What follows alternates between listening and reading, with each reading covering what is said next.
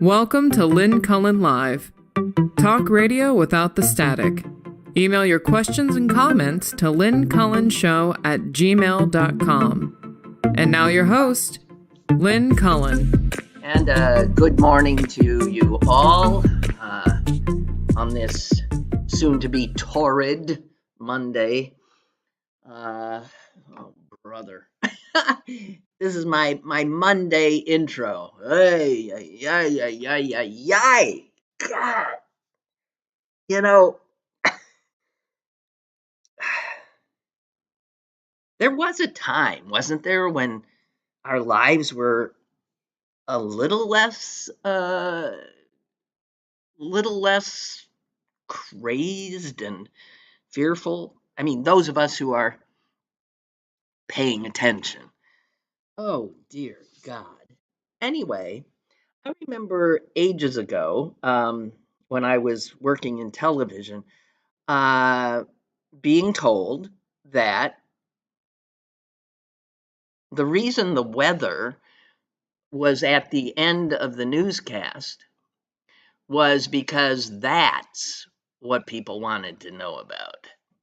And so you keep them waiting for it. You tease it, but you don't quite give it to them.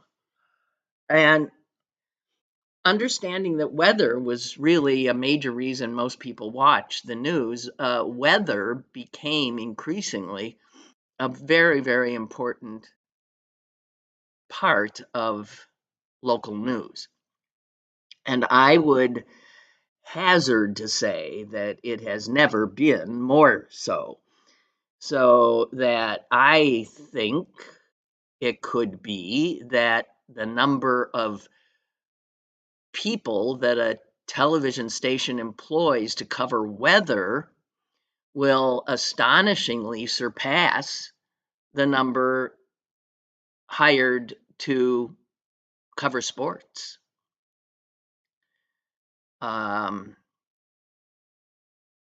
If you're looking for a career path for a young person with good earning potential, I would suggest that a television meteorologist is an incredibly important job in these times.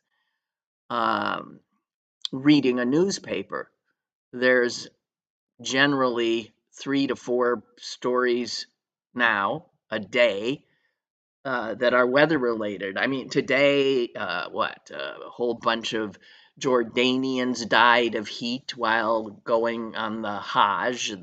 I think it was 14. There's increasingly concern about the heat in Greece. It's killing tourists, including a very well-known British television doctor and an American. People just went off to take a hike and die. Weather, the big story in this country all week. And it puts you in mind, does it not, of the fact that we don't extract apologies from people who have refused to acknowledge the importance of the change in our climate. There are still, Ron DeSantis is one, refusing to acknowledge the big story, and it is the big story, the impact it will have on people's lives and the deaths it will cause. Huge. And you think of, I can't help it. I think of Republicans standing almost invariably on the wrong side. Do they ever get called out for it? Is there ever a comeuppance for their climate change denial? how they refuse to acknowledge science, and they kill people with their refusal, as they did with their vaccine misinformation during the COVID pandemic. The incredible refusal to acknowledge reality that seems to be what they regularly do.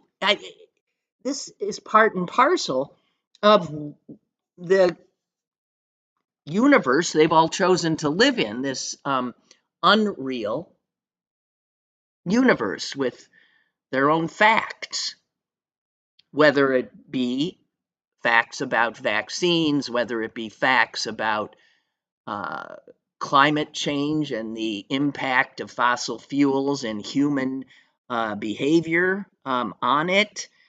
I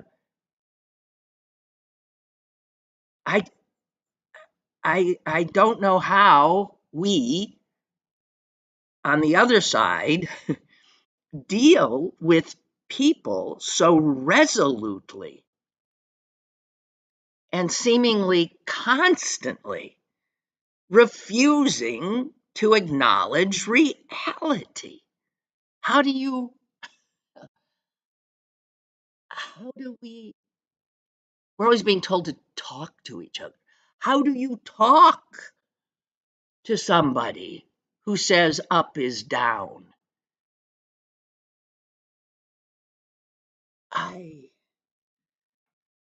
I don't know. And then at some point, what? They just sort of stop mouthing whatever particular lie they've embraced, which has caused incredible damage or delay to responding to a true threat. At what point do we talk about Donald Trump somehow never suffering consequences? What about his entire party? And it is his. When do they suffer consequence for their pig-headed, dunder-headed, ostrich-headed refusal to accept reality? I mean, they really are the epitome of a child putting her hands over her eyes and saying, "You can't see me."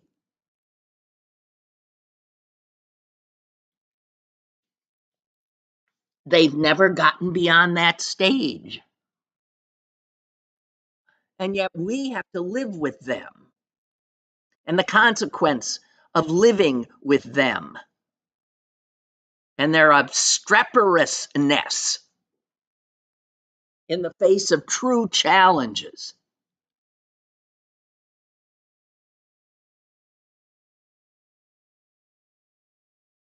Well,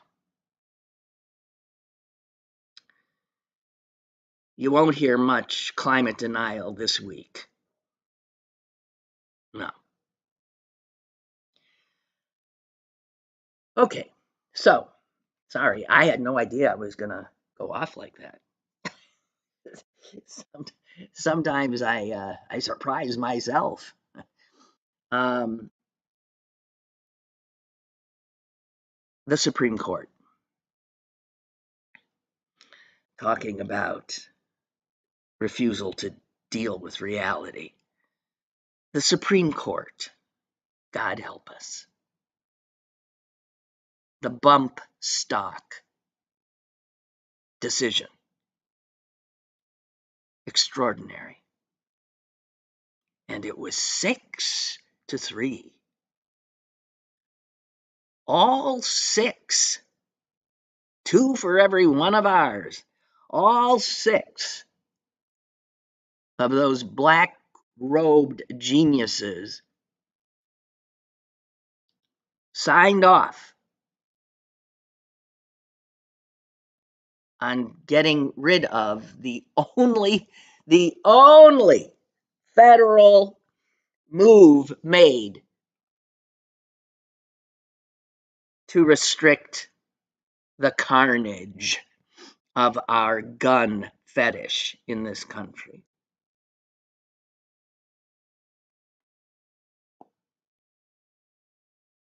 Clarence Thomas. Jesus, God in heaven, help us. Clarence Thomas writing, all that a bump stock does, well, I can finish that sentence. Can you? He finished it in a different way, the way that somebody who refuses to deal with reality or see what's in front of him would say. All that a bump stock does.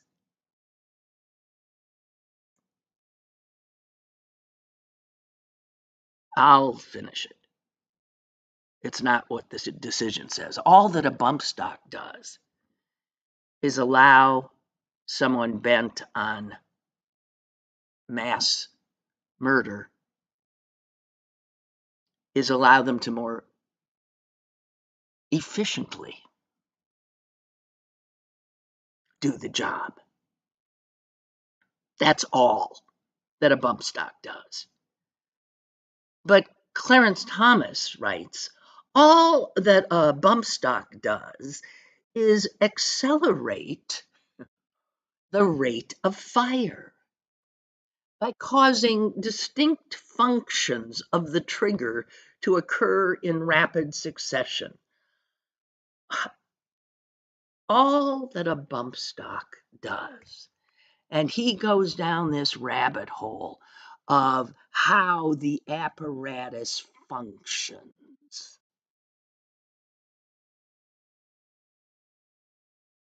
Sotomayor saying, looks like a duck, talks like a duck, looks like quacks like a duck, it's a duck. It's a machine gun. We all know it. And you look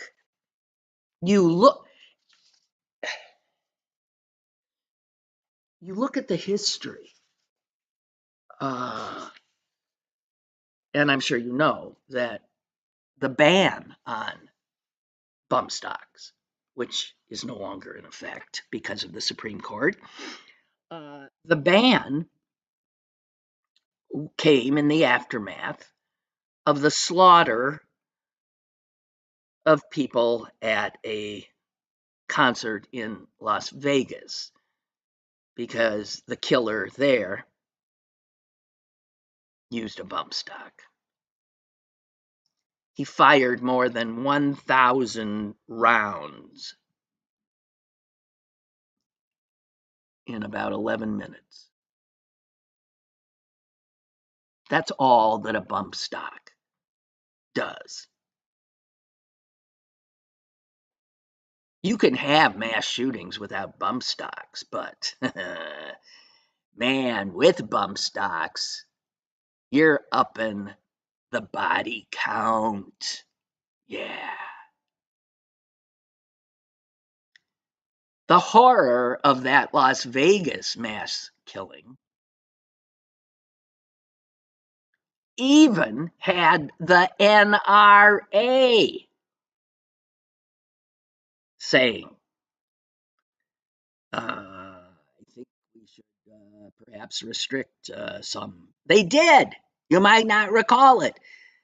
Within days of the shooting, the National Rifle Association endorsed stronger restrictions.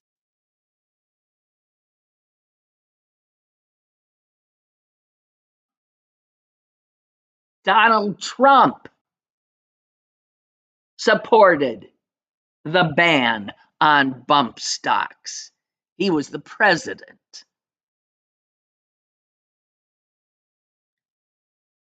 The percentage of Americans who would support it would be off the charts. But these 6 black-robed, power-drunk, just purposes. They know better.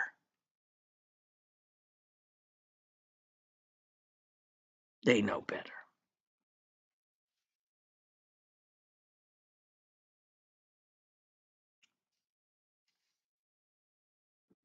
David Firestone, who is on the editorial board of the New York Times, wrote, "It is one of the most decision. It is one of the most astonishingly dangerous decisions ever issued by the court. And it will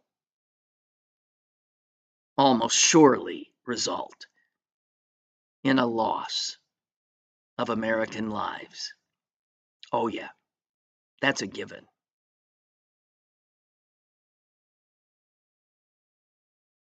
And so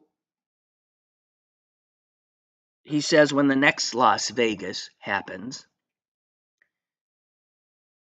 it will not be enough to blame it on the madness of the single shooter, because there are so many others to blame.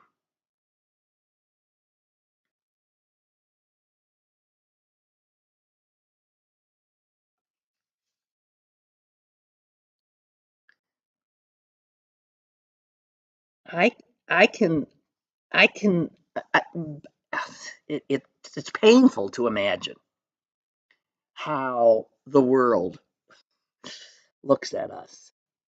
It's painful, truly. The disbelief they must have at what clearly is some kind of, national fetish, psychosis, whatever it is. Our love affair with the gun in all its iterations has killed more of us than all the wars we ever fought as a nation.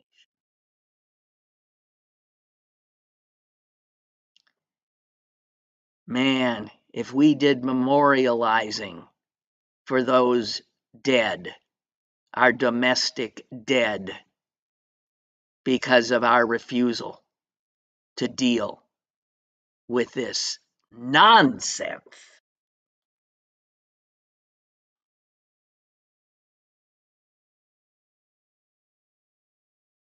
Arlington Cemetery couldn't hold them all. Couldn't come close. But ask the Honorable Clarence Thomas, Honorable. Oh, jeez. Oh, man. Ask him what a bump stock does.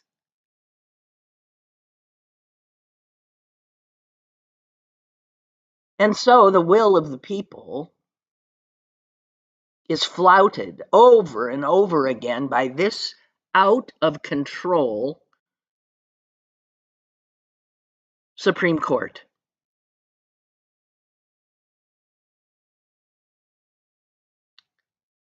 And it is a big, big, big problem. As much of a threat to our nation as the Republican who will be running for president. The Republican Party is a clear and present danger to our country.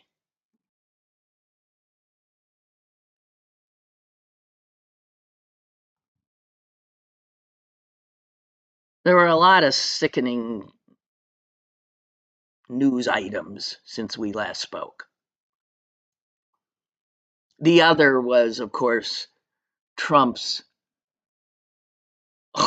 triumphant return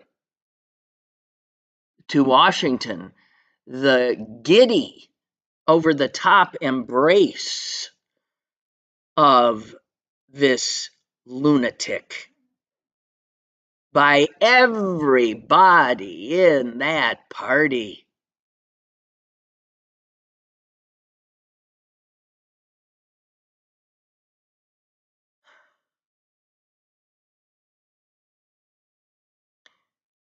I was thinking of that great historic quote.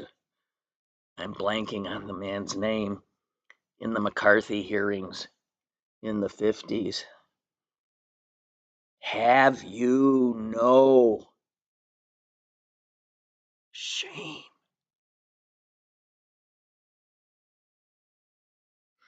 And the answer is no. They have no shame.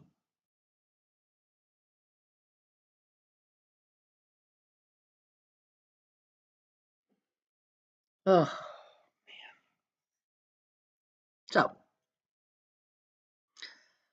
a little foreshadowing here for you of if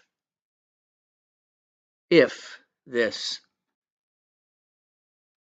horror show of a party regains control of the executive branch.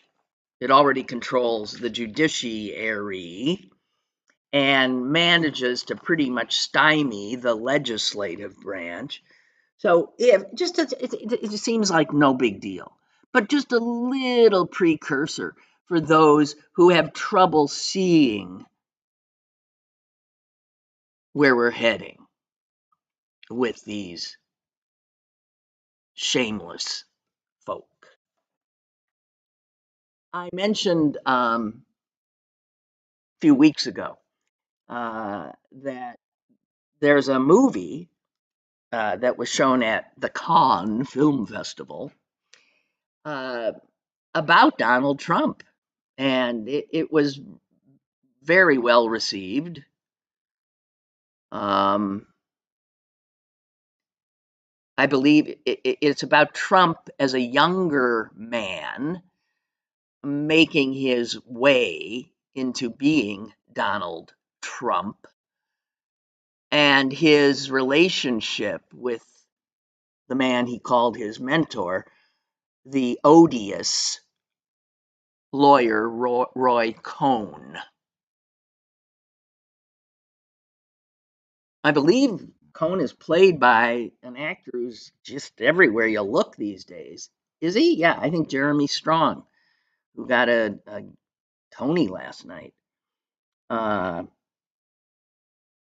But it's a movie that apparently shows Trump in a light where, oh, so that's how he became who he is, or so that's how he was then.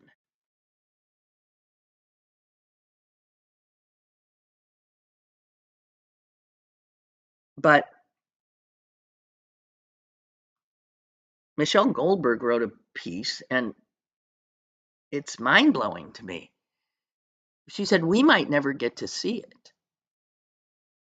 Well, I mean, in this day and age, I'm sure there are ways to see it, but what she's saying is that while this movie has already uh, been bought up by the folks who buy up movies for distribution in theaters and elsewhere, the rights to this movie called The Apprentice have already been sold in the UK, in Canada, in Germany, in Japan, in France, and on and on and on, all over the world, but not a single American distributor has yet shown, and this is amazing, the courage to buy it.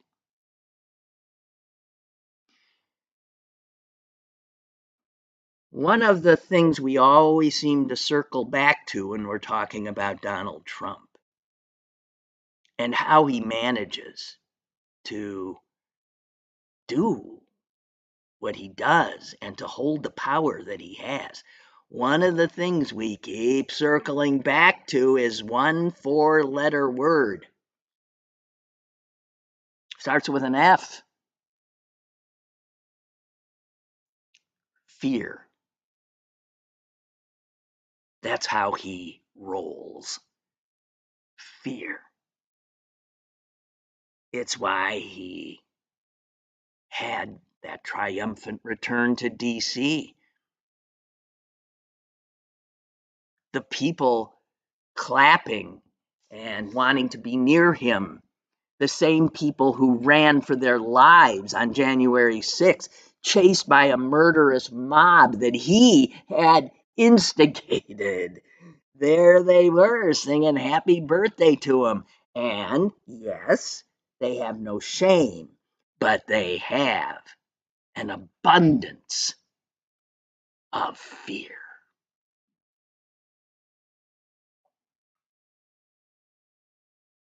And so, just a heads up about where we're heading if the Republicans regain power. Self-censorship. That's what this is. The fact that no distributor has dared buy this film.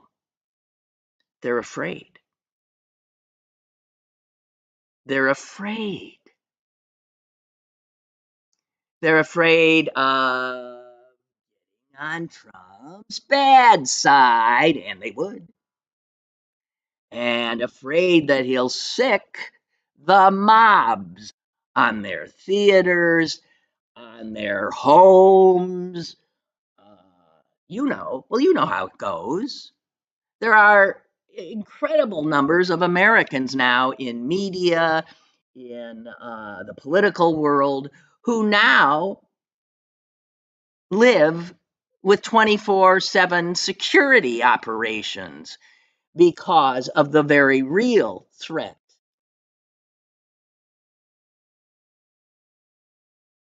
of being on his enemies list. And we're accepting this. This is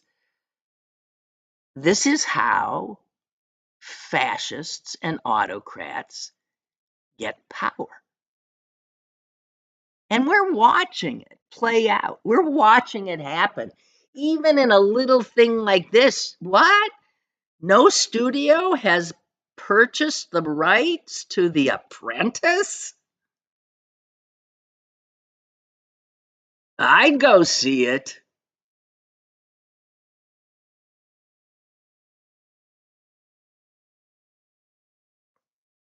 They're afraid.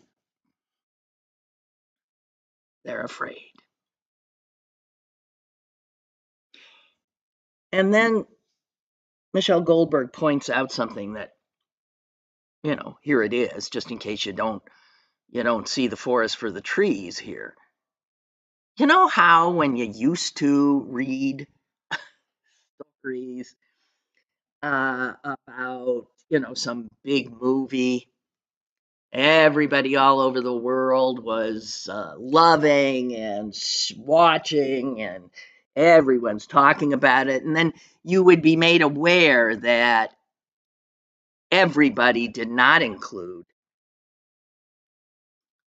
people living in, let's say, China or Russia, or certainly not North Korea, because their autocratic leaders decided that that was a film that they would not be allowed to see.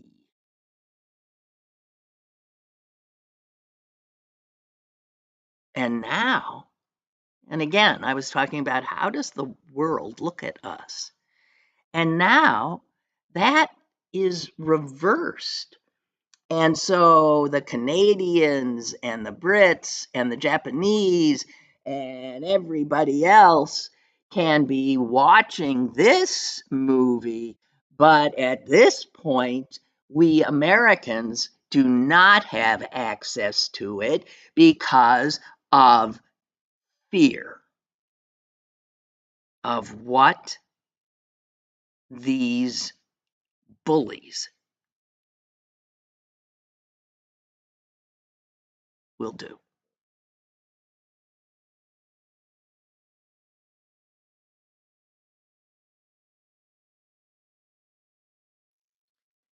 And she points out, if this were to happen, if The Apprentice does end up widely available everywhere but here, and not here for political reasons, it will be a sign, yet another, of democratic decay here,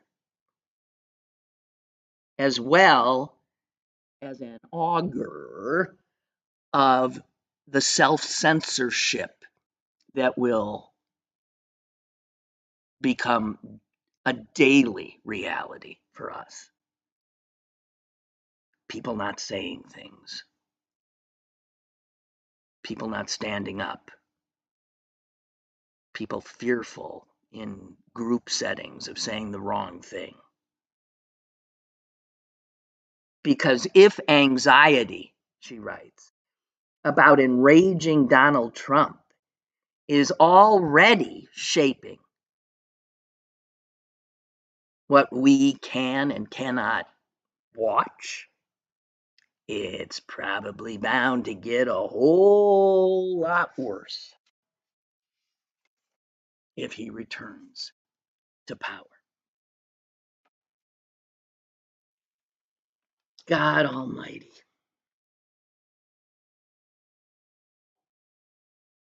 I mean, you can't. I, again, I can't get my head around what occurs in the heads of somebody like, okay, Mitch McConnell. Okay, Mitch McConnell, who after January 6th gave impassioned, full-throated condemnation of Donald Trump and fingered him as the ringleader.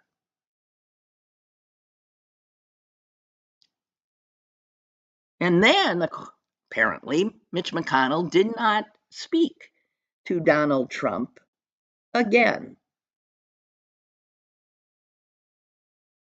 until just the other day when Donald came back to the scene of his crimes, DC. And it says right here in the New York Times, the paper of record, that Senator Mitch McConnell bumped fists and shook hands with the former president. Now, and that's just one of hundreds, right? How do these people, well, I can ask the question until I'm blue in the face. How do they sleep at night? How do they look at themselves in the mirror? Oh my God. Oh, that's it, Kurt. Thank you. It's not have you no shame. Thank you. I didn't think it was, I knew that wasn't quite right, but I couldn't think of what it was. And thank you, Kurt. It was Joseph Welch, hired by the Army. He was an attorney from Boston to make the case because McCarthy was saying the Army was rife with commies and whatever traitors. And McCarthy charged that one of Welch's attorneys had ties to a communist organization. And it says here, as an amazed television audience looked on, Welch responded with the immortal lines that ultimately ended McCarthy's career. Until this moment, Senator, I think I never really gauged your cruelty or your recklessness.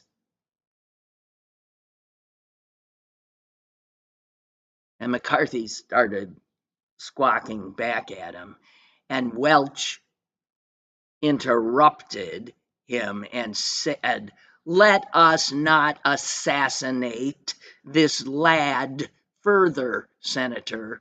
You have done enough. Have you no sense of decency?" That was it. Have you no sense of decency? And you know what? How wondrously quaint that one man saying that thing to this powerful spreader of lies and ruiner of lives could end him, could finish him off. He stood up to him. And now, if you stand up to the current threat of Donald Trump, you just end up having to spend extraordinary amounts of money on security so you and your family won't be killed.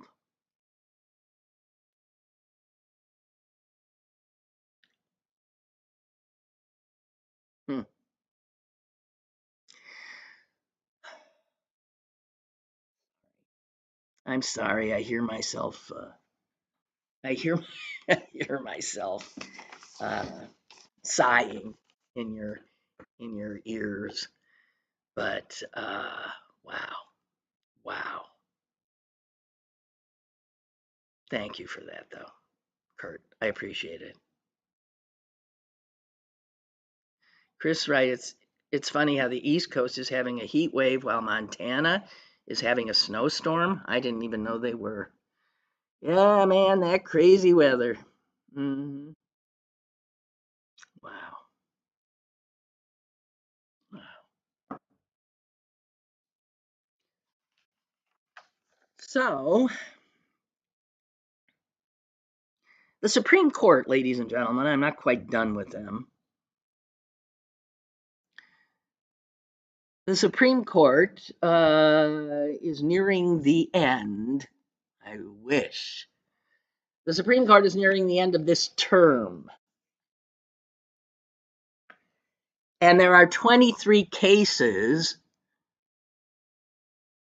that they've heard, but we have not heard their decisions. And they control when we get to hear. They parse these decisions out.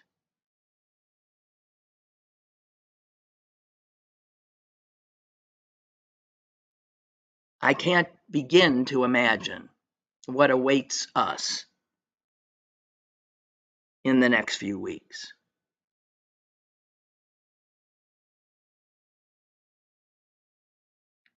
Don't expect anything this week, not until Thursday at the first possibility, because the court has said there'll be no more coming until at least then. And here's the deal. The way the court has always operated is it puts all these decisions out before the end of June. Well, it's June 17th. And if they put out one decision a day from today on, they wouldn't get them all out. So they're holding these decisions now.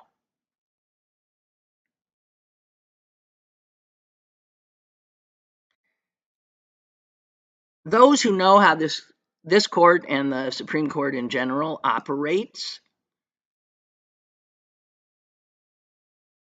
say this is one of the laziest, that's my word, courts in the last 100 years.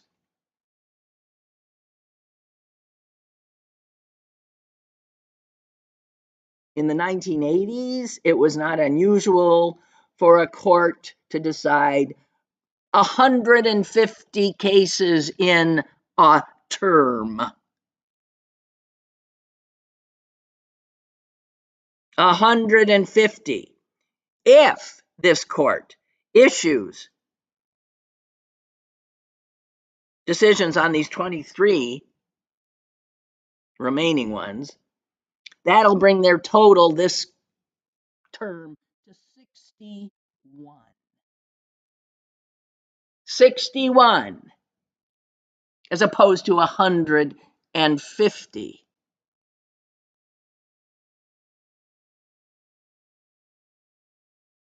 And so those who know the history of the court say this is the least hard-working court as measured by the number of cases since at least 1937. Now, what are these cases? The decisions of which we will be treated to in the next few weeks? Well, there's that sort of important one having to do with a certain guy named Donald Trump.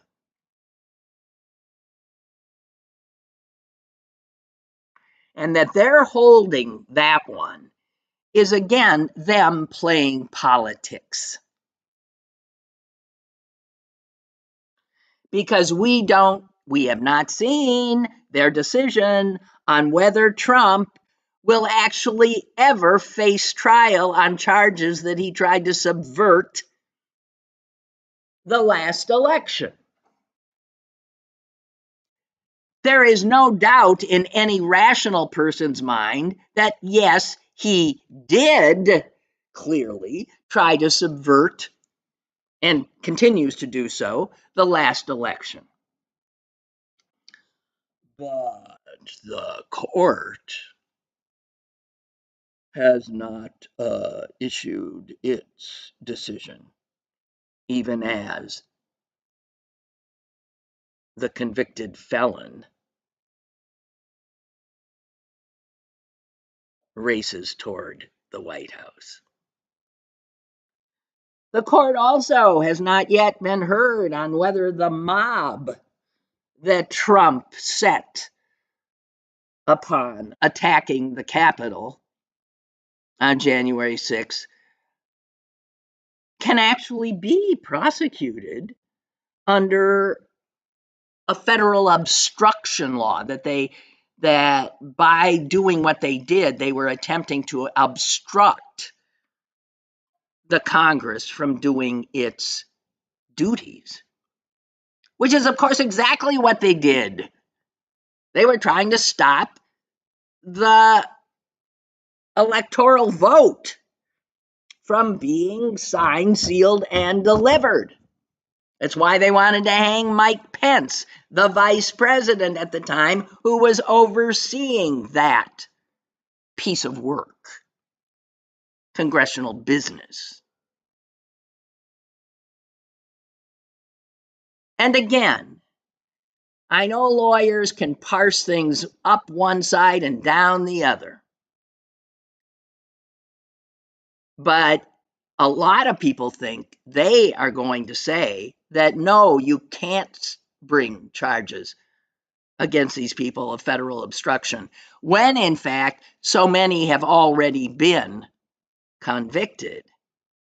So this could determine that a whole bunch of people that were already convicted and are serving time, I guess, would get out. I don't know. Oh yeah, there's another case, some guy who has a PFA against him because he's a violent guy who has threatened and, in fact, attacked his wife before. He is suing, and this has gotten all the way here to the court. It's been argued already, whether, in fact, our government can disarm people who are under domestic violence restraining orders.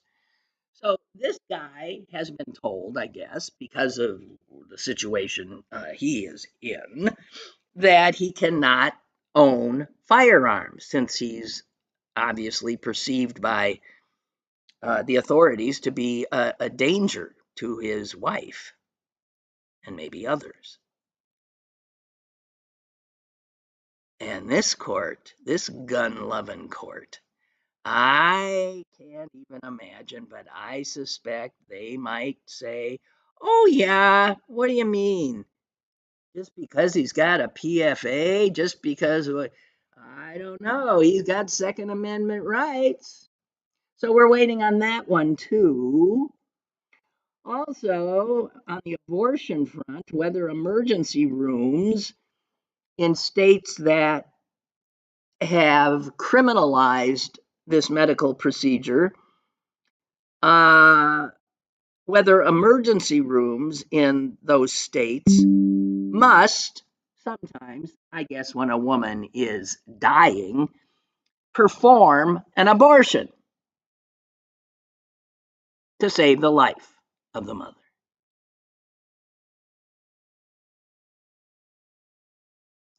When I think, I mean, these are just some of the 23 cases these jerks have heard already. The opinion's probably already written. There's a whole bunch of cases on the First Amendment and social media. There's another one where they're probably going to say that communities can essentially criminalize homelessness. I'm going to bet that's where they come down on that. It is in front of them a challenge to a law that critics say makes homelessness a crime. Those are just some of the cases that this exalted group of judges has yet to rule on.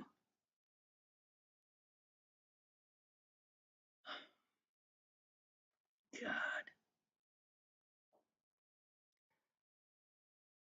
And I guess there's going to be a debate. I mean, there really is. It's still on. A debate. CNN. Be there or be square. I mean, my God, that debate is coming up on what, the 27th?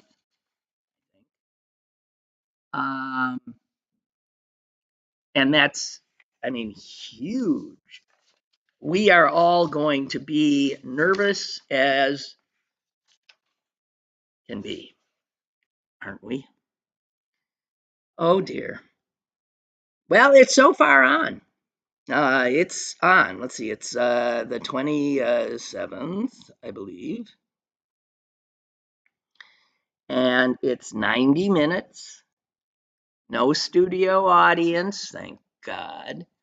And the rules say that the mics will be muted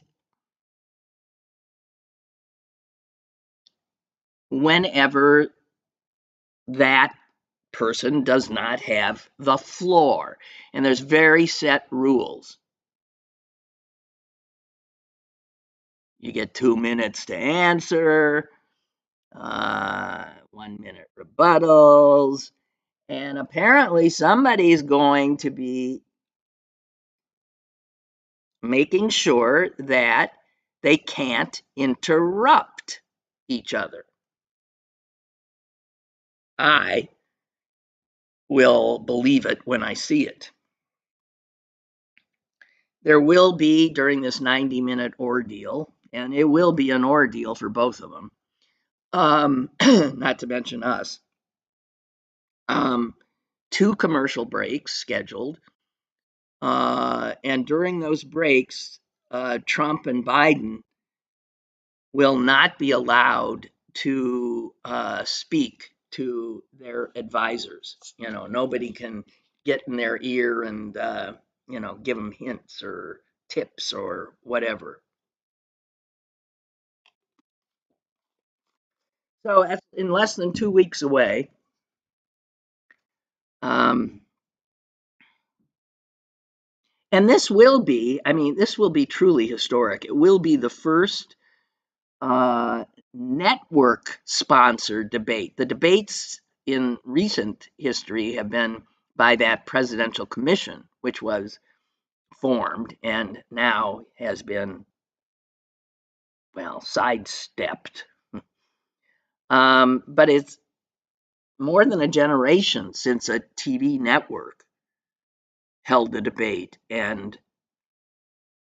I don't know.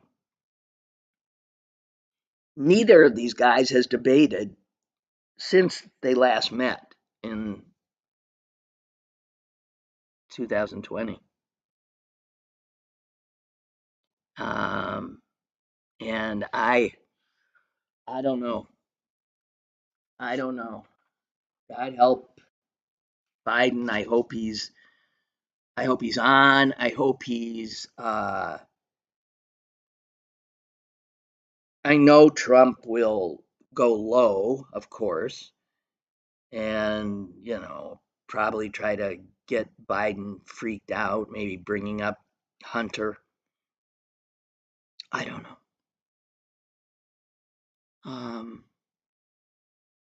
It'll be interesting, and if Trump's cognitive decline is as great as some people suggest it is, then this could be a very long evening for him. Anyway, I got to tell you, I am going to be a wreck.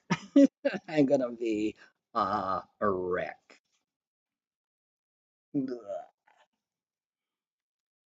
Oh, God. There was this thing I saw that I thought, this cannot, you're kidding me, but there is a Republican congressman person, sort of. Hang on, I'll find it. Who um he's Republican out of Florida, Greg Stubbe, and he has introduced a bill in the House in DC to honor Donald Trump. And the honor is, get this, he has introduced a bill to name 4,383,000 square miles of the coastal waters off the East Coast after Donald Trump. It would be called the Donald John Trump Exclusive Economic Zone of the United States. 4,383,000 square miles would bear his name. I don't know that would be the East Coast. I think what that is that the waters off any coast, right? Yeah. And at this point, that area of our oceans is called the exclusive economic zone, but ain't got anybody's name on it. This idiot thinks Donald Trump's name should be on it. I also noted that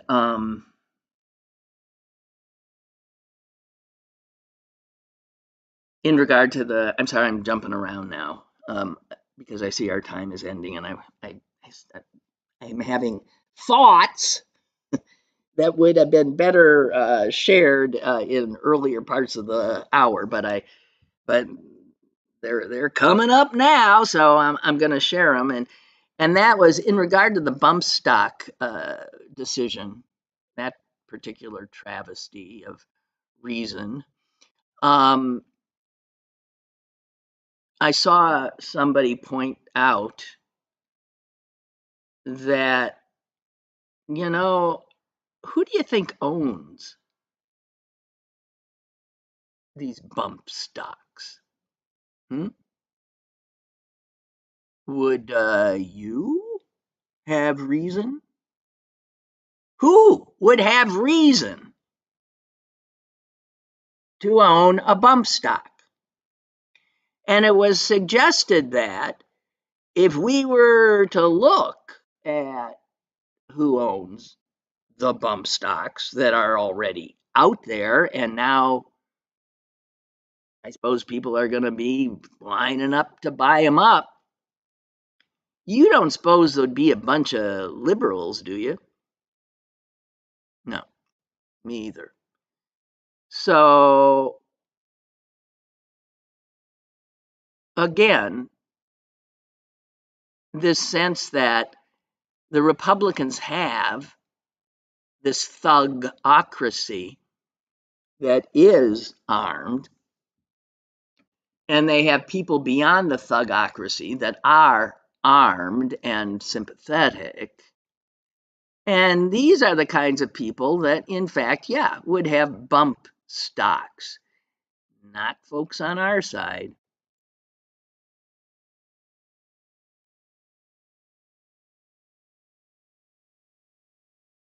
And this person said when they saw the decision, they thought, it just could be these Republicans on the court would really like these bump stocks to be available to their thugocracy when the election happens, and should Trump lose.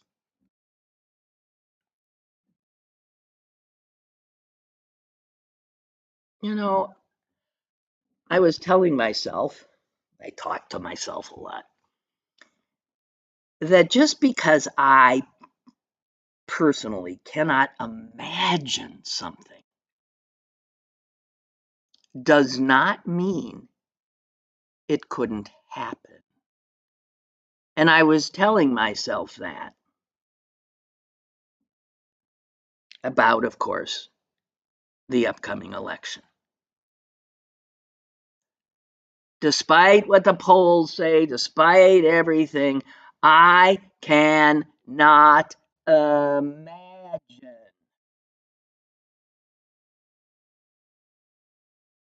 that, having already experienced Donald Trump in the White House, that American voters would put him back there, given his clear indications of what he will do. But I told myself, just because you cannot imagine it does not mean it couldn't happen. And I want to keep that thought in my head so that I am not complacent. There is no space for complacency now. And I'm just sharing that with you. All right, keep your cool. God knows I won't. But I meant that figuratively and literally. And I'll look forward to talking to you tomorrow.